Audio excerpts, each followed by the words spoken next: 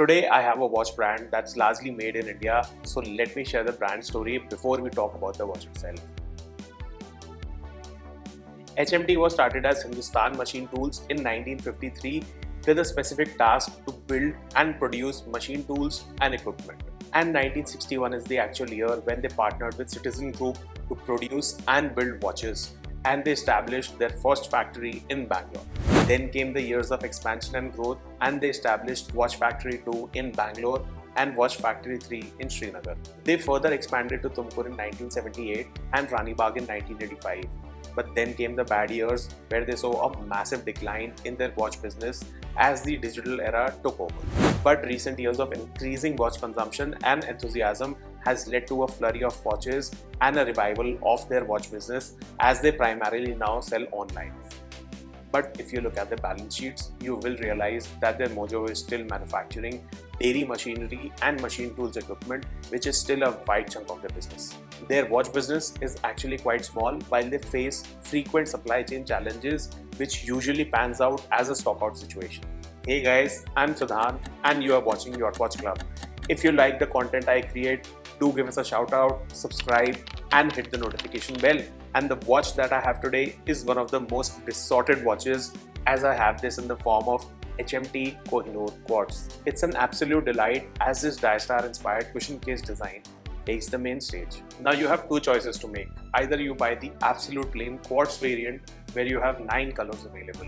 On the other hand, I have this HQ variant with me in silver alongside green, grey, yellow and maroon.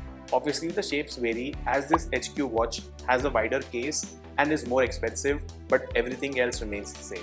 Now there is nothing exceptional about this watch but the fact that we all hop on the nostalgia train. The case here is made of stainless steel and has a nice mirror polish on the surfaces. Over the top, this is mineral glass, which is fine because I wasn't expecting too much, to be honest. Now I have a silver sunburst dial in its full swing while the baton shaped hands and indices are miniature. The case diameter is 35.6mm and a lug-to-lug width of 41.1mm makes this compact with just 10.5mm in thickness. The dimensions are the actual thing that's going on in favor of this particular Kohinoor. Now you have the HQ branding with cursive Kohinoor written right below the applied HMT logo that takes some space on the dial.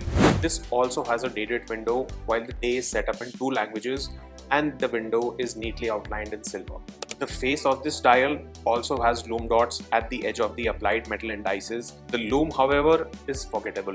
The crown on the side is decently sized and works well on most occasions without putting in a lot of effort. And the dial itself plays nicely under the lights to add some level of excitement. What's more pretentious though is a 30-meter water resistance, which could have been at least 50. Now this has a stainless steel case back which is press fitted, so don't even bother jacking it up. This however has a quartz movement, which is a Miyota 2105 quartz caliber that's also written on the dial.